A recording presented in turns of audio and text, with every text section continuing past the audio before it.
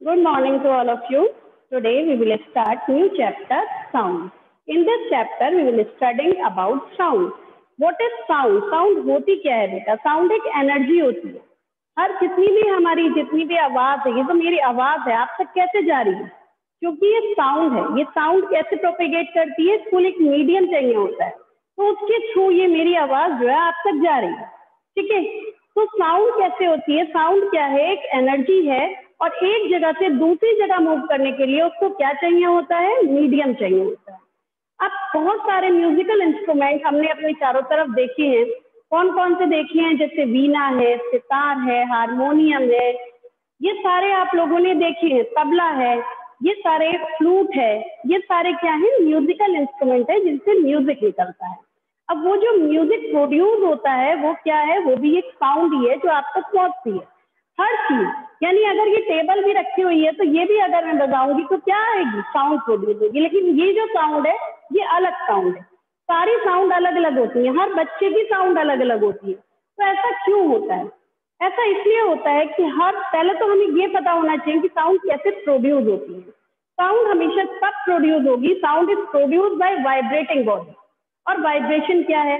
Vibration ये है कि अगर आपने कभी देखा हो, पानी रुके हुए पानी को देखा हो और उसमें एक आप पत्थर फेंक दो, तो आपने जैसे उसके अंदर एक पत्थर फेंका, क्या होगा? पूरी लहरें चारों तरफ डिस्टर्बेंस होता हुआ आगे तक मूव कर जाएगा, है ना. इसे कहते हैं हम प्रोपेगेशन ऑफ साउंड. साउंड का प्रोपेगेट होना यानी एक जगह से दूसरी जगह जाना. तो किसके थ्रू जाती है? वाइब्रेशन के थ्रू जाती है. साउंड हमेशा कहाँ जाए? किसके थ्रू जाएगी? वाइब्रेशन. और वाइब्रेशन क्या होता है? टू एंड फ्रो मोशन होता है.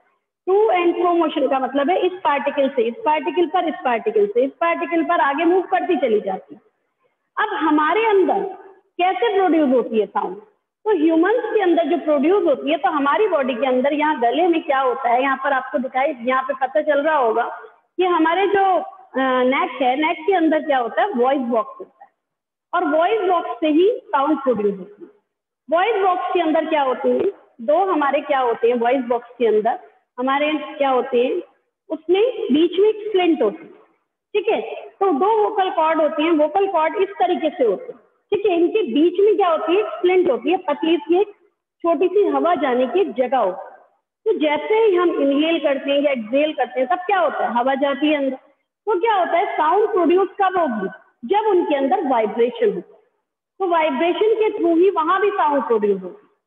तो हमारा जो गला है वहां क्या होता है? लिरिक्स होता है. लिरिक्स से क्या होता है? लिरिक्स. तो बच्चों हमारे गले के अंदर क्या होता है? वॉइस बॉक्स होता है. और वॉइस बॉक्स में क्या होती है? वोकल कॉर्ड्स होती है. और वोकल कॉर्ड्स के बीच में थोड़ी सी स्पेस होती है जिससे हवा आर पार जा सके. तो जैसे ही हवा वहां से जाती है, दोनों वोकल कॉर्ड्स के अंदर क्या होता है? वाइब्रेशन प्रोड्यूस होता है. उस वाइब्रेशन की वजह से साउंड प्रोड्यूस होती है. आपने देखा होगा कि जो मैन्स होते हैं और वुमेन होती है, उनकी आवाज अलग अलग होती है ना. तो उसका भी वो भी कैरेक्टरिस्टिक्स है साउंड की. वो अभी हम आगे पढ़ेंगे.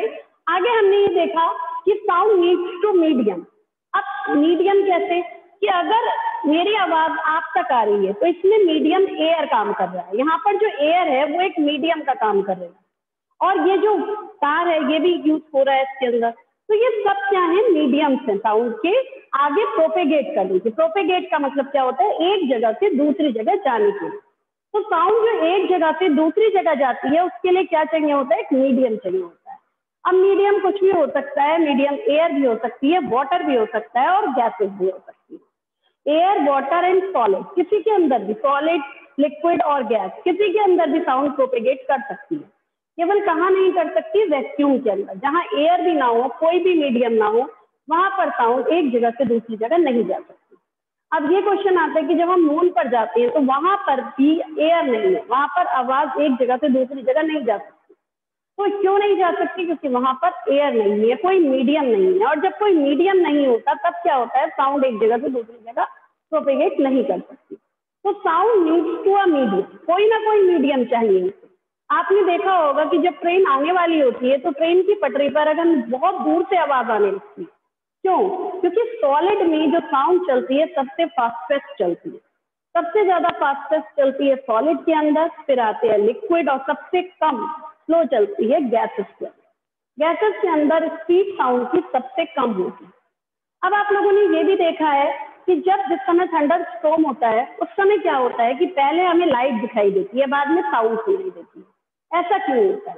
ये दोनों एक साथ प्रोड्यूस होते हैं। जब थंडर स्टॉर्म होता है एक साथ प्रोड्यूस होते हैं, लेकिन आपको पहले लाइट क्यों दिखाई देती है? क्योंकि जो लाइट की स्पीड है वो साउंड की स्पीड से ज्यादा है। तो लाइट आपको पहले दिखाई देती है और साउंड आपको बाद में सुनाई देती है। क्यों? क्योंकि लाइट की speed is more than sound speed, so that we see first light and then after sound. Listen to sound. अब हम देखते हैं कि हमारे कान का स्ट्रक्चर, अंदर का स्ट्रक्चर क्या है। ईयर का जो स्ट्रक्चर होता है उस स्ट्रक्चर में भी हम देखते हैं कि क्या वहां भी वाइब्रेशन प्रोड्यूस होता है। हमारे ईयर के, हमें कानों से सुनाई देता है। अब अगर हमें ईयर से सुनाई देता है तो ईयर के अंदर भी कोई ना कोई चीज होगी। अगर वाइब्रेशन प्रोड्यूस होगा तभी साउंड सुनाई देगी। अब अगर वाइब्रेशन वहां कहाँ होता है उसके लिए हमें क्या देखना है? ईयर का स्ट्रक्चर देखना। तो ईयर का स्ट्रक्चर, अब बच्चों ये ह्यूमन ईयर है हमारा। इस ह्यूमन ईयर को देखो, इसके 3 पार्ट्स होते हैं। एक क्या होता है? एक होता है आउटर ईयर, एक होता है मिडिल ईयर और एक होता है इनर ईयर। आउटर ईयर आप सबको दिखाई दे रहा है, बाहर का जो पार्ट है ये आउटर ईयर। इसके अंदर एक कैनाल होती है और कैनाल के बाद आता है ईयर ड्रम। ईयर ड्रम एक स्ट्रेच मेम्ब्रेन होती है। तो वो जो स्ट्रेच मेम्ब्रेन है वो क्या है? Ear drum. जैसे ही साउंड वेव्स अंदर की तरफ मूव करती हैं तो ये क्या आ गया? हमारा ईयर ड्रम आ गया। ठीक है, तो साउंड वेव्स जब अंदर की तरफ मूव करती हैं तो वो ईयर ड्रम से क्या करती हैं? स्ट्राइक होती है। स्ट्राइक होते ही वहां पर क्या होता है? वाइब्रेशन प्रोड्यूस होता है। वो वाइब्रेशन कहाँ जाता है? मिडिल ईयर में जाता है और मिडिल ईयर से पास होके कहाँ जाता है? इनर ईयर में जाता है। वहां कोकिलिया होते हैं, कोकिलिया होती है। वो जो कोकिलिया पार्ट है वहां से कहाँ जाता है वो वाइब्रेशन? ब्रेन में जाता है। और ब्रेन में तब हाँ ब्रेन से पता चलता है कि हाँ ये आवाज ये है।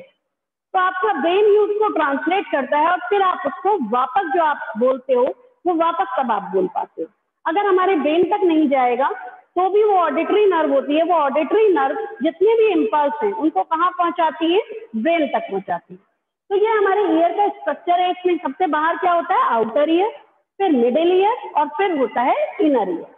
तो सबसे पहले जो साउंड चलती है वो कहाँ चलती है? कैनाल के थ्रू कहाँ जाती है? Ear drum. ईयर ड्रम क्या है? स्ट्रेच मेम्ब्रेन है और जैसे ही साउंड वेव उससे टकराती है क्या होता है? वाइब्रेशन प्रोड्यूस होता है। और साउंड कब प्रोड्यूस होती है? जब वाइब्रेशन होगा। तो वाइब्रेशन प्रोड्यूस होते ही वहां से ईयर से कहाँ जाते हैं? मिडिल ईयर में, मिडिल ईयर से फिर इनर ईयर में और इनर ईयर से फिर ऑडिटरी नर्व के थ्रू ब्रेन में। और इस तरीके से हमें वो साउंड क्या हो जाती है? क्लियर हो जाती है कि क्या बोल रहे हैं, उसका क्या हमें आंसर करना है। तो ये हमारा क्या है? ईयर का स्ट्रक्चर है। इसके अलावा आपकी जो साउंड चैप्टर में है बहुत सारी एक्टिविटी दी गई है। उन एक्टिविटीज को आप कुछ को कर भी देखेंगे। जैसे एक जल तरंग भी एक्टिविटी है उसके अंदर। जल तरंग में क्या लिया है? हमने ग्लासेस लिए हैं। एक बच्चा बैठा हुआ है, इसमें ग्लासेस लिए गए हैं। अब उन्होंने देखा है क्या कि ये अगर हम इन ग्लासेस के अंदर अलग अलग लेवल से पानी भर दें, यानी कि एक ग्लास में इतना पानी, फिर इतना, फिर इतना, फिर इतना, पानी का लेवल हम बढ़ाते चले जाए, तब फिर उसके बाद हम एक वो ले लें स्टिक और सबके ऊपर आवाज करें, है ना? तो क्या होगा? हर जगह से आवाज अलग अलग प्रोड्यूस होगी। तो ये क्या है? इसे कहते हैं हम जल तरंग। तो ये जल तरंग इंस्ट्रूमेंट है, ये भी एक इंस्ट्रूमेंट है।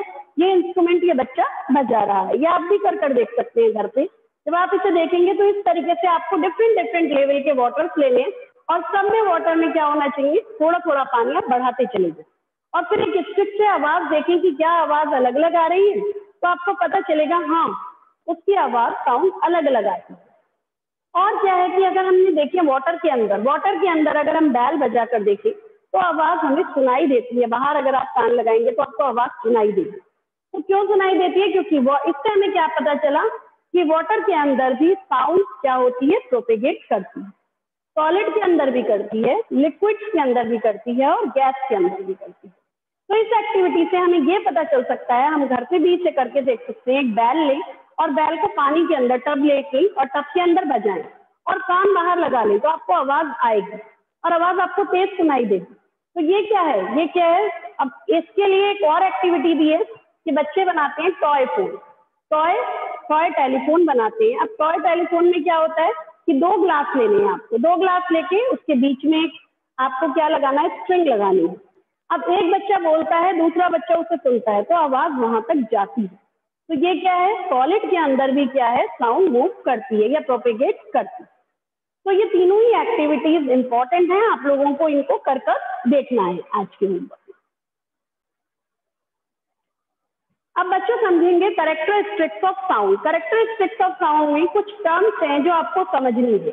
पहली टर्म होती है इसके अंदर फ्रीक्वेंसी। फ्रीक्वेंसी क्या है, एक सेकेंड में जितनी बार साउंड वेव इस तरीके से मूव करती है, इसे कहते हैं हम to and fro motion. To and fro motion का मतलब है पहले अप फिर डाउन, फिर अप फिर डाउन। तो this is known as to and fro motion.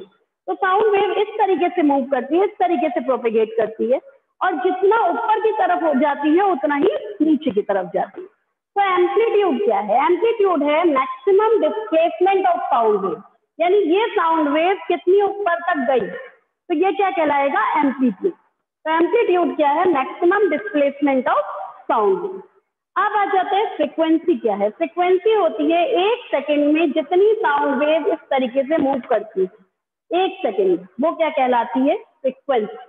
और टाइम पीरियड क्या है, टाइम पीरियड है कि एक साउंड वेव को यहां से यहां तक आने में कितना टाइम लगेगा, ये जो टाइम होगा ये